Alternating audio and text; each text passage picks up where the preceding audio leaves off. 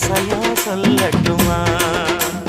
மாமே தரணும் சீரு, ரெண்டு மாங்கா கட்டு தோடு.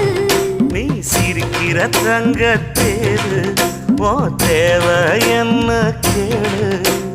வெடல புள்ள நானும் ஒரு விவரம் கேட்க வேணும். ஏ தன்னானே தாமரப்பூ புள்ள தள்ளாடும் தண்ணி இல்ல.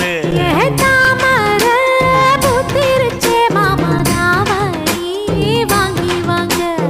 ஊரெல்லாம் கூட்டிக்கிட்டு வருவேனே மேளங்குட்டி. ஏ தன்னா